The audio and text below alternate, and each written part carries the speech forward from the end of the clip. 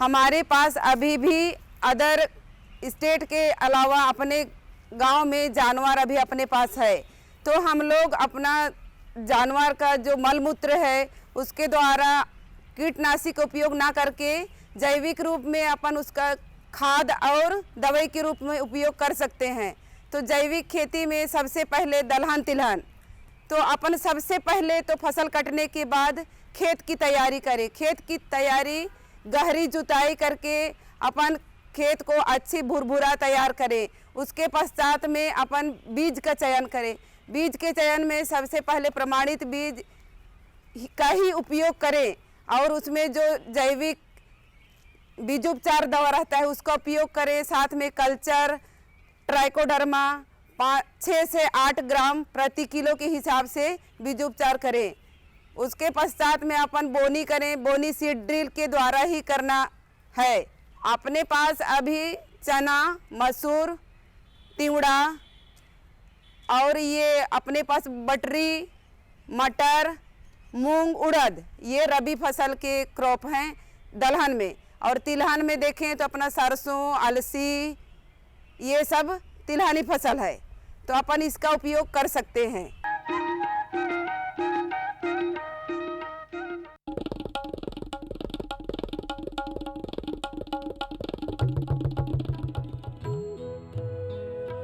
अम्मा जी, मैं चली स्कूल पढ़ने। स्कूल? पर शादी के वक्त तो तूने कहा था कि तू पढ़ी लिखी है। अरे अम्मा जी, फार्म स्कूल जा रही हूँ, खेती की नई नई बातें सीखने। आप भी चलो ना। फार्म स्कूल, जहाँ खेतों में पैदावार बढ़ाने की हर बात किसानों को सिखाई जाती है, जैसे मिट्टी के हिसाब से सही खाद, बढ़िया बीज और जरूरत के मुताबिक कीटनाशक, ताकि कम लागत में अधिक मुनाफा।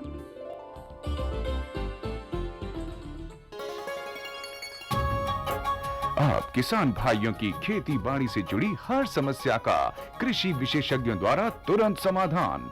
किसान कॉल सेंटर। आप भारत के किसी भी प्रदेश में रहते हो, कोई भी भाषा बोलते हो, आपकी समस्या चाहे फसल की बीमारी की हो, खाद की, पशुपालन की या कृषि से जुड़ी नई तकनीक की, अपनी समस्या का अपनी ही भाषा में समाधान पाने के लिए आप देश के किसी भी कोने से डायल करें 1551। विशेषज्ञ द्वारा आपको दी जाने वाली ये सलाह बिल्कुल निशुल्क है। ये सुविधा प्रातः 6 बजे से रात्रि 10 बजे तक निशुल्क उपलब्ध है। किसान कॉल सेंटर यानी 1551। गांव और शहर शहर में बात चली, राष्ट्रीय बागवानी मिशन की लहर चली। आसान हुआ अब फल फूल मसाले उगाना, नर्सरी लगाना और जैविक खेती अपनाना। अब हुआ तकनीकी प्रशिक्षण पाना आसान, विपणन के लिए भी है सहायता के प्रावधान। अधिक जानकारी के लिए जिला बागवानी अधिकारी या राज्य बागवानी निदेशक से संपर्क करें। राष्ट्रीय बागवानी मिशन, जीवन संवारे, खुशियां फैलाए।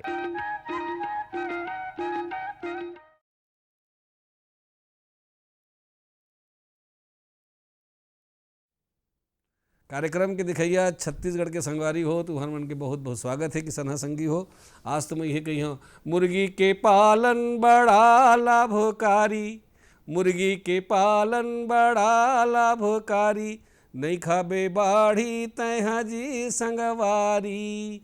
अरे अंडा बेचाथे मांस बेचाथे, अंडा बेचाथे मांस बेचाथे, दोनों महावय हितकारी जी, मुर्गी के पालन बड़ा हितकारी। हाँ संगी हो, तुम समझ गए हो। संगी हो, तुम जाना था कि अभी जो बढ़िया ठंड के समय आए है, और यही समय में हम अपन शरीर ला और बहुत ज़्यादा अच्छा स्वस्थ कर सकत हन। और शरीर ला स्वस्थ करे बर तरीका ये है कि हम अच्छा पौष्टिक आहार अगर हम लेबो तो निश्चित रूप से स्वस्थ हो। सरकार के भी अभी एक योजना चलत है जेमा हमारे ये जतका भारतीय है देखर मन के ला प्रोटीन के पूर्ति करी जाए। तो ये जो ने स्वस्थ ज़्यादा प्रोटीन ला अपन बढ़ाए बर बहुत जरूरी है कि हम ऐसे चीज़ खाइन। और मैं खास करके विशेष रूप से मुर्गी जो है तेन और अंडा, ये दोनों बड़ा लाभकारी संगी हो। तो मन जाना था कि मुर्गी पालन ला हम छोटे से जगह से ले करके बड़े से बड़े जगह तक कर सकत हन। संग में अनाज उत्पादन के संगे संग में साग भाजी घलो जो हम लगाथन छोटे छोटे बारी उहू जगह में हम मुर्गी के पालन हम कर सकत हन। लेकिन एक बात विशेष रही कि मुर्गी के पालन में खाए पिए के तो जो व्यवस्था तो हम कर ही लेथन, लेकिन कहूँ बीमारी उमारी लगिस तो मुर्गी के बहुत नुकसान हो जाते संगी हो। ओकरे स्थिति आज हम आप मन ला मुर्गी के पालन कैसे करे जाए और खास करके उमा कौन कौन से बीमारी लगते और बीमारी के लक्षण का है, निदान का है, यही विषय में चर्चा करबो संगवारी हो। और ये विषय से संबंधित तुहन मन में कोनो भी प्रकार के कोई सवाल होई तो तुहू मन एकदम फोन लगा के हमर सीधा तुमन पूछ सकत हो। और फोन नंबर में तुमन ला बता देता हूँ 1800-233-9418 तुम्हारे टीवी में दिखा दे तेमन नंबर लगा हो। और ये विषय के विशेषज्ञ के रूप में हमारे बीच में डॉक्टर शिवांगी पटनायक पशु चिकित्सा संलग्न पशु चिकित्सालय आरंग से आए हुए। तो शिवांगी जी है जो ने तुम्हारे सवाल के जवाब ला बिल्कुल जैसे तुम पूछे तो इसने तुम्हारे सवाल के जवाब तुम्हें मिली। और डॉक्टर साहब आपके हम बहुत बहुत स्वागत करते हैं। जय जोहार। तो सबसे पहले यही जान लेते हैं कि हमारे छत्तीसगढ़ पर कौन कौन प्रकार के जो प्रजाति है तेन के मुर्गी मन है ज़्यादा अच्छा है करके। वैसे तो मुर्गियों की बहुत सारी प्रजातियां होती है, जैसे रोडे आइलैंड रेड, ऑस्ट्रेलॉप, लेकिन जो एशियाटिक प्रजाति है जैसे ब्रह्मा है, असील है, कड़कनाथ है, इस तरह की है। और हम सरकारी योजनाओं में ग्राम प्रिया, वन राजा ऐसे मुर्गियों का ज़्यादा यहाँ पर स्कोप है। और इनके पालन जो है वो ग्रामीण क्षेत्र में आसानी से हो जाता है। कम से कम मात्रा में भी और ज़्यादा मात्रा में चाहे पालन किया जा सकता है जी। बाकी व्यावसायिक तरीके से देखा जाए तो व्हाइट लेग हॉर्न ब्रायलर के रूप में और लेयर की कुछ प्रजातियां वो भी व्यावसायिक तरह से वो उसका पालन भी किया जा रहा है। और खाए पिए वर भी चाहे तो फिर सब जतका आप बताए तेल पालन हाँ किया जा सकता है। इसके अंडे और मांस दोनों उपयोगी हैं जी। अच्छा एक बात हो कि अक्सर हमारे गाँव में क्या करते हैं कि नान मुन ऐसे झेंझरी बना दी, मान लीजिए कम पालन करते हैं पिंजरा बना दी हम डाल के रख देते। तो इखर जो मुर्गी शाला है वो हर कम मुर्गी वर घलो ज्यादा मुर्गी वर किस टाइप के होना चाहिए और कैसे कर देखभाल? देखिए मुर्गी शाला जो है जो कम लागत का जो किसान भाई मन बनाना चाहते हैं वो लोग कुछ विशेष बातों का ध्यान रखें, जैसे कि स्वस्थ मुर्गी को बीमार मुर्गी से अलग रखें। यदि छोटे क्षेत्र में भी यदि वो पालन करना चाहते हैं तो उसकी नियमित चूने से पुताई करें। अच्छा। है ना, उनमें भी जू किलनी इस तरह की परेशानियां आ जाती हैं जो कि दीवार में मुर्गीशाला के उसमें घुसे रहते हैं और ये रात में मुर्गियों पर आक्रमण करते हैं, जिससे उनको खुजली और तरह की दस्त वगैरह की बीमारियां हो जाती है।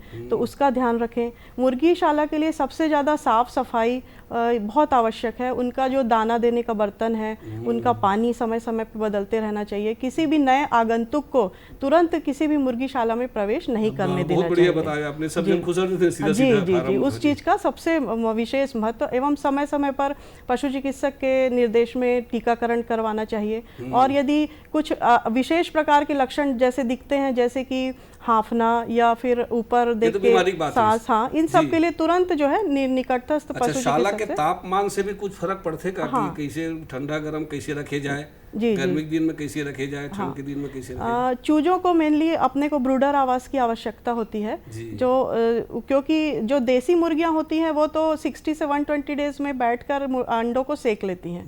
लेकिन अपने जो व्यावसायिक फार्म है उसमें हम जो है ब्रूडिंग मशीन लगी रहती हैं, जिसमें से वो ब्रूडिंग होके 42 to 45 डिग्री में निकल के फिर बच्चे उसमें से निकलते हैं। तो शुरुआत में उनको तापमान की आवश्यकता पड़ती है जी। तो खबर क्या करना चाहिए? उसके लिए जो है एक लाइट हम लगा सकते हैं कैपेसिटी के हिसाब से।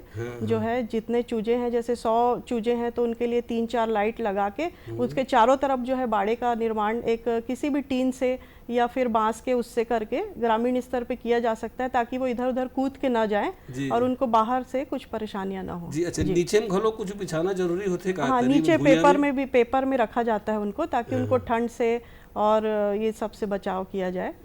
3 तरह के वैसे सिस्टम होते हैं। एक तो ग्रामीण में जो बहुत ही गरीब किसान है वो तो बाड़े में और अपने जो खेत जो काम के नहीं है वहाँ पाल लेते हैं, है ना। दूसरा जो है एक डीप लिटर सिस्टम होता है जिसमें मुर्गियों को पाला जाता है, जिसमें नीचे भूसा वगैरह बिछा के पाला जाता है। और व्यावसायिक स्तर पे ये थोड़ा महंगा होता है, केज सिस्टम जो है ये, लेकिन इसमें अंडा उत्पादन वगैरह और प्रत्येक मुर्गी की अच्छी तरीके से देखभाल ये अच्छी तरह से की जा सकती है, लेकिन इसकी थोड़ी लागत जो है वो महंगी आती है। इसको व्यावसायिक मुर्गी पालक लोग अपनाते हैं। जिन बड़े किसान तेन मन है आराम से कर सकते हैं। आप दोनों बारे में बता दो, छोटे वर्ग हलो बड़े वर्ग हलो, बहुत बढ़िया सुंदर। अच्छा, ये आहार भी बहुत जरूरी है मुर्गी मन के, तो आप का सलाह देना चाहो आहार? देखिए, जैसे हमारे लिए वैसे ही मुर्गियों के लिए भी संतुलित आहार, कुक्कुट आहार की आवश्यकता होती है।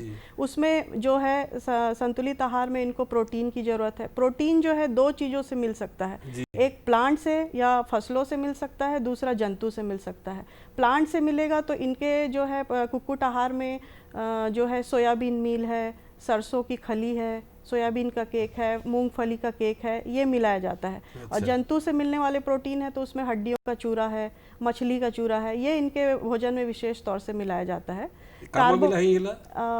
भोजन का जो बनता है इनका, एक तो पैलेट आहार होता है और एक तो जो है पैलेट फॉर्म में बड़े लोग करते हैं और छोटे लोग के लिए मिक्सचर फॉर्म में भी बनता है। दोनों फॉर्म में पशु कुक्कुट आहार तैयार किया जाता है। जी, बाजार में मिल जाते हैं। हाँ, बाजार में मिल जाता है। अच्छा, जो तैयार मुर्गा है जो बेचे जा सकते हैं, एमन ला दिन भर में कई बार खाए बार देना चाहिए, कैसे देना चाहिए, कतका मात्रा में थोड़ा बहुत? हाँ, इनको 2 से 3 बार देना चाहिए जो है। और दूसरी बात ये है कि इनका जो हालांकि हर उम्र के लिए इसमें अलग अलग वो है विश्लेषण है कि इतने से इतने उम्र के लिए ये दाना, लेकिन ये है कि जैसे प्रोटीन का परसेंटेज आप ये देखिए कि जो भी हम जैसे एक संतुलित आहार यदि हम देखें तो उसमें मक्का बाजरा हो और गेहूं की भूसी हो, ये सब मिला के खनिज लवण हो, विटामिन हो, क्योंकि खनिज में भी इनको कैल्शियम वगैरह की काफ़ी ज़रूरत रहती है। ये सब मिला के और नमक वगैरह मिला के एक बैलेंस तैयार किया जाता है। तो करीब उसमें 15 से 20% प्रोटीन होना चाहिए, 8 से 10% उसमें पानी की मात्रा होनी चाहिए।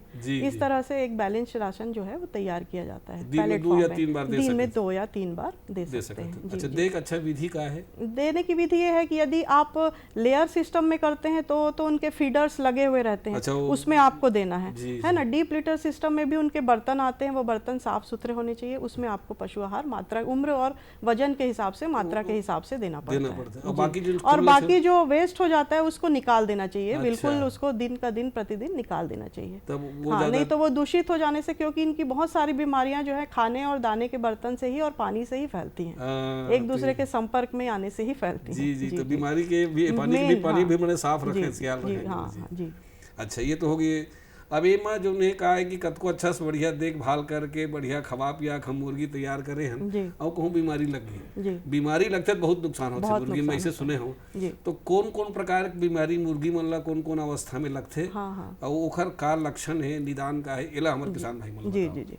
मुर्गियों में जैसे वायरस से भी बीमारियां होती हैं, जीवाणु से भी होती हैं, फफूंद से भी होती हैं, परजीवी से भी होती हैं। 4-5 प्रकार की बीमारियां उनमें होती हैं। संक्रामक बीमारियां वो होती हैं जो एक दूसरे के खाने पीने के संपर्क में आने से, पानी दाने से आती हैं। इसमें मेनली जो है वो रानीखेत बीमारी है।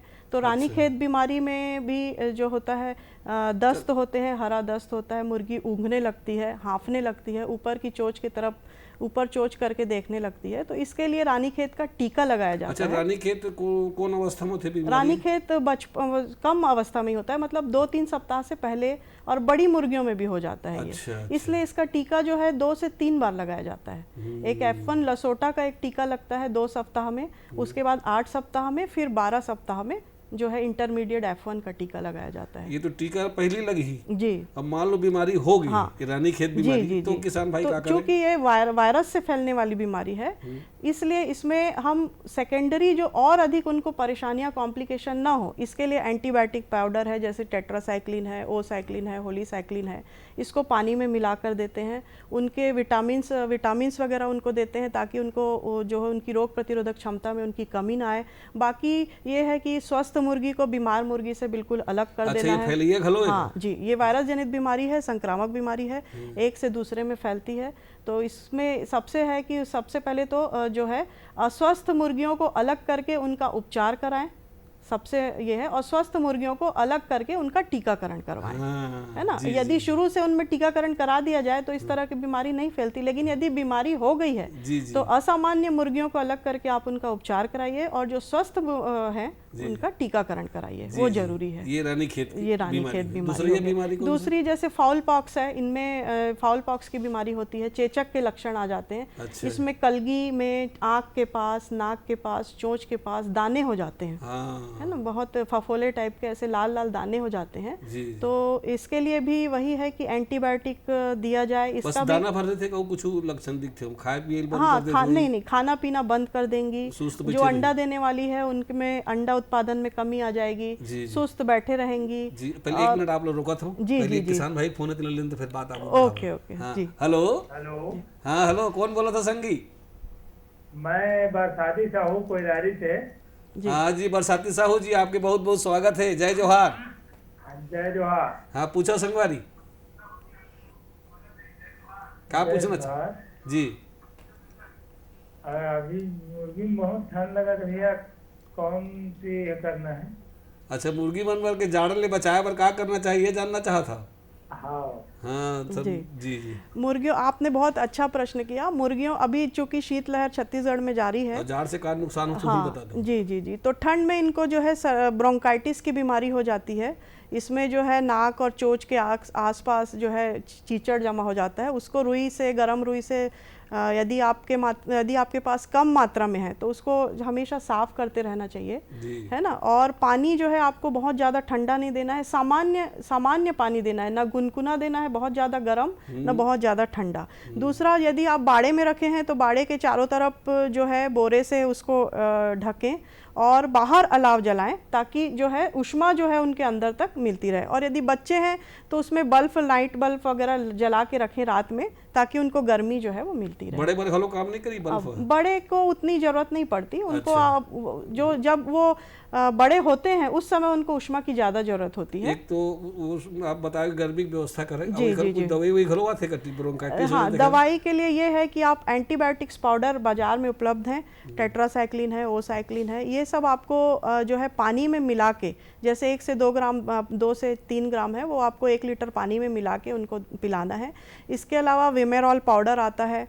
इसके अलावा जो विटामिन्स हैं उसको भी आपको पानी में मिला के मुर्गियों को देते रहना है, ताकि उनकी रोग प्रतिरोधक क्षमता कम ना हो और वो जल्दी बीमार ना पड़े। उससे ठंड से बचाव के लिए जी जी, ये सब आपको। अब दूसरी बीमारी के बारे में बताओ तो आप जी। रानीखेत के बाद जो लगते हाँ, रानीखेत के बाद एक चेचक की बीमारी है, है ना। इसके लिए भी टीका लगाया जाता है। वो स्किन में, उसके स्किन को खुरच के उसको लगाया जाता है करीब 13 सप्ताह में, चेचक का टीका। उसको भी नियमित रूप से हर साल लगाना चाहिए, क्योंकि उसकी जो इम्यूनिटी है, मतलब बचाव करने की दर है, वो 1 साल तक वो उसका प्रभाव रहता है। इसलिए हर साल उसको जरूर से चेचक का टीका लगाना चाहिए। चेचक भी वायरल बीमारी है, एक मुर्गी से दूसरे मुर्गी में फैलती है। तो मुर्गियों के संबंध में वही महत्वपूर्ण बात यही है कि स्वस्थ और बीमार को तो आप बिल्कुल अलग कर दें, और बीमार का आप इलाज करवाएं, और स्वस्थ मुर्गियों में बिल्कुल हर प्रति वर्ष उनको टीकाकरण करवाएं। जी जी। तो ये तो चेचक हो। दूसरी है, तीसरी बीमारी? तीसरी बहुत इंपॉर्टेंट बीमारी है, जो बर्ड फ्लू की बीमारी जो है, एवियन इन्फ्लुएंजा जो फैला था। तो इसमें तो हाँ, आदमी भी जो वो होते हैं उससे, वो तो पूरे बाड़े के बाड़े उसमें मुर्गियां जो है नष्ट हो जाती हैं,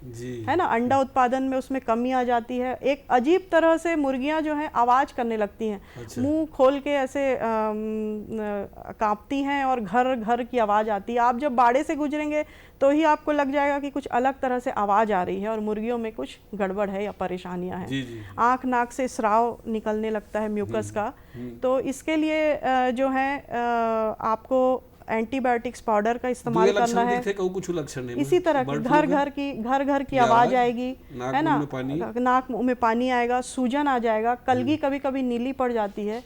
इससे जो है वो आपको मतलब हर तरह से, मतलब नाक से स्राव, आंख से पानी, सुस्त बैठे, सुस्त तो सभी बीमारियों में वो सुस्त हो जाती है, क्योंकि वैसे भी उनका जो है भार बहुत कम होता है, तो बिल्कुल सुस्त हो जाएंगी और अलग चली जाएंगी। या फिर जो छोटे बच्चे हैं तो वो सारे के सारे ब्रूडर के पास, लाइट के पास जाके इकट्ठे हो जाते हैं उष्मा पाने के लिए। तो इस तरह के लक्षण उसमें पाए जाते हैं। जी, सामान्यतः इस तरह के लक्षण पाए जाते हैं। और इनसे बचने के लिए जो है, एवियन इन्फ्लुएंजा से बचने के लिए, यदि किसी फार्म में फैल गया तो उसका पूरा निर्जंतुकरण करना पड़ता है। उसको पूरा जो है, यदि करीब मान लो 50 मुर्गियों का फार्म है, यदि 10-20 में भी आ गई तो हमको सारी मुर्गियों को उसमें मार देना पड़ता है, ताकि वो जो है और ज़्यादा वो ना फैले। जी, एक इस तो तरह मुर्गी का वाला मतलब मरे क्योंकि लगी, इसमें और आउटब्रेक ना हो कहीं जी, और जो है ना फैले और इस शाला तरह किसी से। करे लगी है? प्रयोगशाला को भी जो उनका एक इंस्ट्रूमेंट आता है हीट से, उससे जला के पूरा साफ करना पड़ता है, दीवारों और उसको चूने से पुताई करना पड़ता है, फिनाइल से धोना पड़ता है, पोटेशियम परमैंगनेट के घोल से धोना पड़ता है। एक रोग टीका आया है का बर्ड फ्लू? नहीं, एवियन इन्फ्लुएंजा का अभी टीका नहीं है, अभी नहीं बने हो।